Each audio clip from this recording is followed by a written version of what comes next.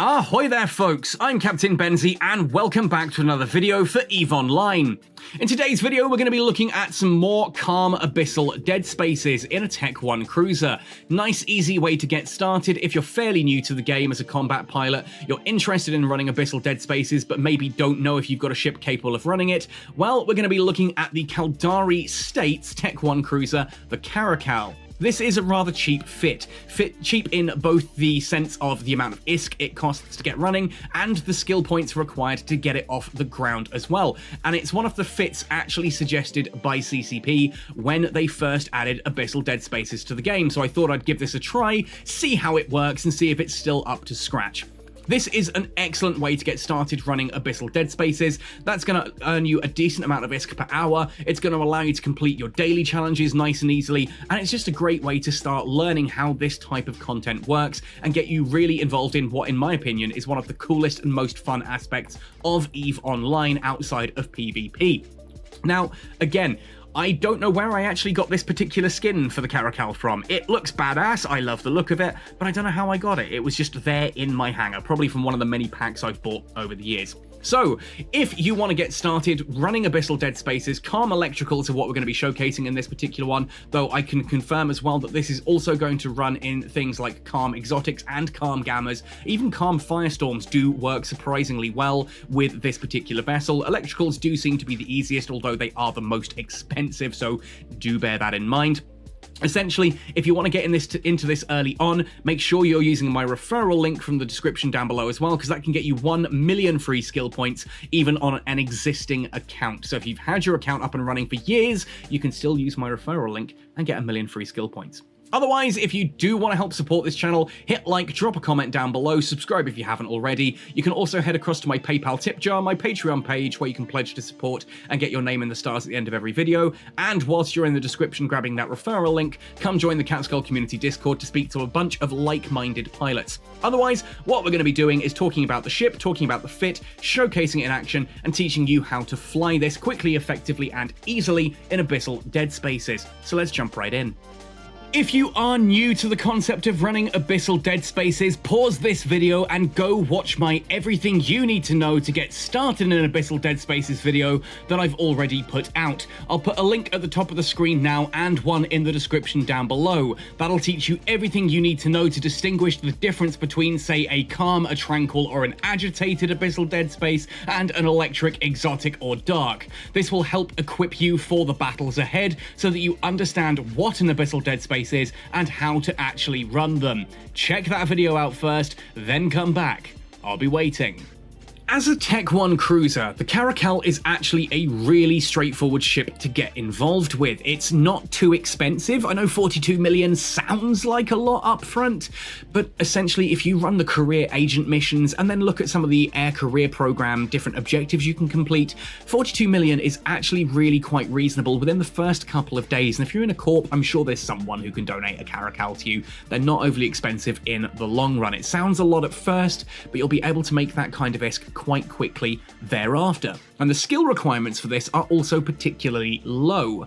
In fact, if you copy and paste the fit in the description down below into the game, up here at the top left of the fitting window will be a bit that tells you which skills you need to actually fly the vessel, and just add into that some additional missile skills, some shield skills, and probably some basic CPU and power grid just to get everything to fit as well. Basically, if you're using my referral link, you should be able to get into a Caracal, if not in your first day, then at least very shortly thereafter. It shouldn't be too much of a skill train to get this up and running. In fact, the only skill that directly affects the hull, Caldari Cruiser, only affects rate of fire and missile range, so it's not actually all that skill dependent either. If you've got Caldari Cruiser to 3, this fit will work.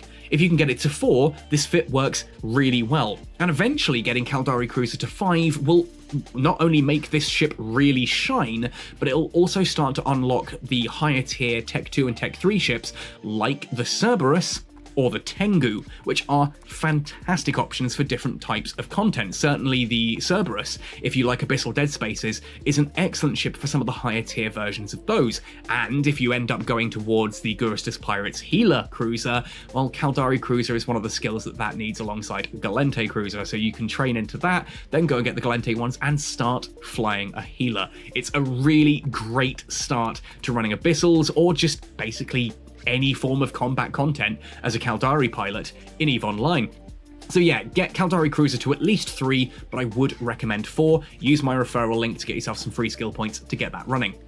Now the fit that we're going to be looking at here, again, this is linked in the description below. This is the fit that CCP themselves suggested when Abyssal Deadspaces were first released. I wanted to check if this fit was still viable, and it absolutely is.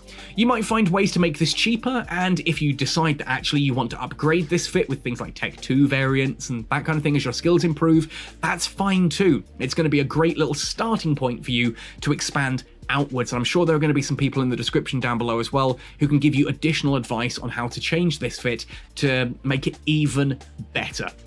We're going to be running electrical Abyssal Deadspaces in this as well. So do note that at the moment, whilst we've only got 2 minutes 36 of capacitor, once we're in an electrical Deadspace, we're actually closer to cap stability than it would appear. So don't stress your capacitor too much. For the high slots, we're going to be running prototype Arbalest heavy assault missile launchers. Now, I'm using Caldari Navy Mjolnir heavy assault missiles here. If you want to go even cheaper, you can just go standard Mjolnir heavy assault missiles. They'll get the job done, but the Caldari Navy ones, I personally feel are worth the investment if you can afford them. 30km flight range on these, so you can hit at a decent amount of range, and because we're going to be running electricals, then the Mjolnir doing electromagnetic damage is going to punch right through that resist hole quite nicely. Of course, if you do end up trying some of the other Abyssals, you can change the missiles you're using to better suit whatever kind of content you're going for. I would probably look more into Darks, and if you do go into Darks, carry a full selection of all of the different heavy assault missiles. So you're going to want Mjolnir, Inferno, Scourge, and Nova in order to fire at, to exploit the weaknesses of whatever it is that you're shooting at. For our mid slots, for tank, I've gone for a large C5L compact shield booster alongside a compact EM shield amplifier. This gives us a good amount of HP per second running with that shield booster active, and it's going to help us take a little bit less damage through our electromagnetics. We've only got 45% EM resistance as standard, and going into an electrical is going to reduce that further, so do be expecting to take a little bit of electrical damage, which is a resistance hole that we're trying to plug here with the details in this fit. Because this isn't cap stable, we're trying to get it close to cap stable. That's why the fit includes a large compact lead acid cap battery. This just increases the size of your capacitor and therefore gives you more juice to work with. We then have a X5 enduring stasis Webifier. When a target is within 10 kilometers, hit it with the web. You'll slow it right down. That's going to help your missiles apply damage that little bit easier to those targets. Means that your 330 DPS, you're not actually going to be doing that to everything. You're going to do more of that if you are webifying them, because they're going to be slower due to how missile application works. That's covered in another video elsewhere.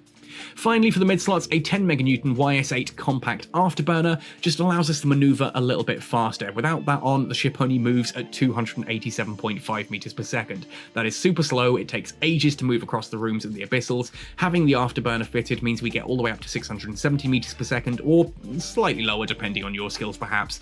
But it allows us just to move that little bit faster throughout. Our low slots, we've got 3 Ballistic Control System 1s, just enough to up the amount of missile damage that we're going to be doing here, alongside an IFFA compact damage control. This just increases all of your resistances to shield, armor, and hull. Now, of course, shield is the primary resistance that we care about on this, because it's what we are tanking with shield, but it does also mean that if any of that damage does get through your shields and starts hitting your armor, well, you've got some resistances there as well, which is always nice, not to die quite as quickly as maybe you otherwise would. Our rigs, medium ancillary current routers, all the way down, just to help with the power grid. Now, you may find that, like me, if you've got higher tier skills, you could possibly get rid of these and change them for something else. You could even upgrade some of these to 2s and leave some slots here for something else. Again, this fit can be modified otherwise. Drones as well, we've got enough to fit 1 medium or 2 light drones. I personally prefer 2 light drones. I tend to go with whatever is going to fit the particular Abyssal Dead Space we're going into. So if you're going into electricals, take 2 Acolyte ones. If you're going into anything else, then take whatever is going to deal the damage. If you wanted to try, for example, an exotic, then you're going to want kinetic damage, so you're going to be using the Scourge missiles, and you're going to use Hornets, couldn't think of the word there, Hornet ones as your drones there. So you just change your missiles and drones based on the situation you're in. So we're jumping into a Calm Electrical Abyssal. Remember, in order to use these, you are going to need to be in a fleet, and you'll need the Calm Electrical filament in your cargo hold, one for each run that you're going to do because you're in a cruiser. Now, the first room that I've got in this particular run is an Attacker Marshal Disparu Troop. Now, the Disparu Troop rooms are Edencom ships. You occasionally get the battleships, you get pacifiers, you get the various different things like the Skybreaker. They can be really interesting rooms. And the battleship one is sometimes a little bit scary because they do a surprising amount of DPS. You'll see, though, this is actually a really, really simple room for me. I just hit orbit on the Marshal Disparu Troop, and I start shooting at it. And because we're an electrical dead space, I'm pretty much cap stable, so we can just run that shield booster, and it tanks it. Absolutely fine. Like, there was no issue there at all, right? That was a battleship that we've just taken out. Nice and straightforward. As soon as that goes down, I'm going to lock onto the bioadaptive cache, shoot that, and then fly up to the wreckage and loot it. It's worth noting, of course, you can click the loot all. I tend to click loot all just because I'm a mouse-oriented person, but you can also, once the loot opens in your inventory, you can strike your enter or return key, and that will also loot all. I just tend to be typing a lot in chat, so I often find that I've got, I've moused over chat and I'm just hitting enter doing nothing. So I tend to do it with mouse, but there we go. First room is done. You should theoretically turn your shield boosters off between rooms, just so that your capacitor has a bit of time to recharge, and therefore you are more cap stable into the next room. It means if something is going to neutralize you, it's got to get you down further from where you were before. Also, do make sure to return your drones. You can use Control and R to return your drones back to you. Remember, Shift and F launches drones, Control and R brings them back. Second room then. We immediately see the Triglavian bioadaptive cache. I just orbit that. I set my orbit at 10 kilometers. I've got the Afterburner running so that I move towards it, and I'm going to orbit that at 10 Ks. We've got Striking Damavix. Nice and straightforward. These things are fast, and they do a decent amount of damage. And being Triglavian ships, that damage does actually ramp up over time. You're also going to want to be webbing these because they are very fast-moving vessels, and thus your missiles won't actually do all that much damage to them if they're not webbed. And in fact, you can see even with the web on, it's not like we're doing a whole ton of damage to these just because of how quickly they move. Also, pay attention to, if you look at the overview right now, all three of those Striking Damavix are yellow boxing. That means they're about to change target from me, they're locking onto the drones, and they're going to try shooting at those. This may be worthwhile bringing the drones back. I gave it a little bit of time there, and they have now gone back red, which means they're back to shooting at me. That means the drones are pretty safe. One of them keeps trying to yellow box the drones, but then kind of keeps coming back to red boxing me. If there are a red icon like you're seeing in the overview now for two of them, that means they're shooting at me. When it goes yellow, it means they're changing target. You won't see a color change once they've locked onto the drones, so once they go yellow, you theoretically should bring them back, but I've kind of seen here that they're trying to lock the drones, and then they're deciding that, nah, they're going to go for me instead. Also, that first one's now dead, so we can move on to the next one. You can see I'm still orbiting that bioadaptive cache and just shooting at the Damavix as I can. Ultimately here, I'm also using the wrong missiles. If you've looked at the explosions, you can see I'm using Scourge missiles for some stupid reason. I should really be using Mjolnir missiles for additional damage out onto these, because obviously every ship in here, myself included, is currently getting a reduction to its electromagnetic resistance courtesy of the electrical storm weather effect in electrical dead spaces. Interestingly enough, this one's gone down a lot faster, that Damavik. I'm not entirely certain why that is, but down it goes.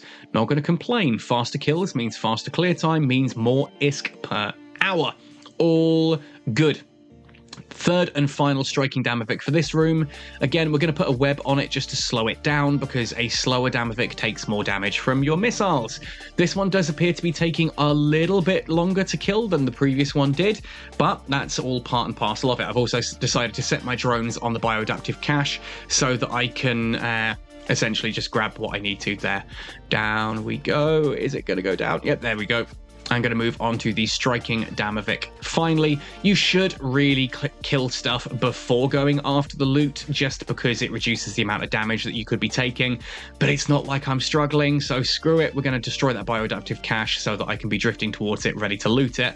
Pull my drones in as that last Damavik goes down. Get ready to click loot all or hit enter, depending on which way around you want to do it. Boom, Triglavian survey databases, and off we go into the next room. It's worth pointing out at this point in time, how do you actually make money from Abyssal Deadspaces? Well, those Triglavian survey databases, often referred to as red loot, can be sold at Concord stations. To find a Concord station, type up in the search for anything box, Concord, and then just drop down the station menu, and that'll tell you where your closest one is to navigate to. Obviously, you can't do that while you're inside the Abyssal. You need to do that when you're back in K-Space. Of course, you could theoretically sell somewhere like Dodixie or Jita, but there you're going to be selling at 2 players and making less ISK. Take it to a Concord station yourself and you will get the full NPC buy order, which are nice rounded numbers. I think it's 100,000 ISK per one of those, or is it 10,000? I can never remember, but it's an exact amount. Now, if you're wondering what the hell's going on here, because I've just started this room and already half the Ember Needle Tessellers are already almost out of shields. That's because if you look in the overview, there is a medium-range Deviant Automata Suppressor. Deviant Automata Suppressors deal damage in a pulse around them to all drones, including rogue drone frigates and missiles. This means if you want to orbit that closely, your missiles are probably going to get shot out the sky before they hit anything, but those Ember Needle Tessellers, if you can get them to fly close to that suppressor, are going to take a whole ton of damage. Obviously, don't launch your own drones, because that just means you're going to lose your drones, right? But it's a really interesting way that in a room like this, if you go close to that automata suppressor, it will just burn through those little rogue drones for you. Nice quick tip there to help clear a room. Ultimately, there is one other room I want to showcase before we end this one off, because these Ember Needle Tessellers, you can clearly see they're going down. We can skip ahead and talk about a really interesting room that I think a lot of people would like to see. This is the Devoted Knight room, and Devoted Knights are probably one of the more terrifying enemies to come across inside an Abyssal Dead Space. They are Sansha ships. It is a phantasm, basically, a pirate faction cruiser. It has full health, which a lot of the ships that are the more scary ones don't have. You'll see that things like Drekavacs and that often have damage to their shields, armor, and hull already. This thing's at full HP, and it does a fearsome amount of firepower with surprisingly good tracking. There are a couple of different ways you can handle these. One of the most common ways is to approach and orbit really tightly. If you can get a very tight orbit with decent speeds, you can often find that you will just get just enough misses from the Devoted Knight that you actually survive its onslaught. Another way, especially if you're on something like a drone vessel, for example, a Vexor, a Worm, a Healer, or like a Tristan or something like that, is to just drop your drones straight on that Devoted Knight and then run the hell away and just let your drones rip it to shreds whilst it chases after you and tries to hit you. You'll notice here, though, I'm just tanking it. I'm taking a lot of damage from that because I'm flying too much in a straight line. I've done a little bit of manual piloting now to come off to the side so to get a bit more traversal, and I am keeping my shield booster running. I've taken a little bit of damage on the armor, but once you get through those shields, it does actually go down remarkably quickly. How simple was that? Yeah, that's probably one of the more scary rooms here in an Abyssal Dead Space, so it is worth bearing in mind how to take out one of those. But we survive it quite comfortably. Anyway, folks, that's everything for the Caracal here. This is the fit that CCP suggested for it. Does it work? Yes, it absolutely does. I'm sure some of you will have some input of ways you think this fit could be improved. Absolutely, I'd love to hear it. This isn't my fit. I'm not going for an optimal fit here. I'm going for one that CCP suggested and just showcasing that, yes, it does still work. It's a great fit, it's nice and cheap, and it gets the job done. That's kind of my main point here. Anyway, folks, let me know your thoughts and opinions in the comment section down below. Otherwise, thanks for watching, happy sailing, and see you in New Eden!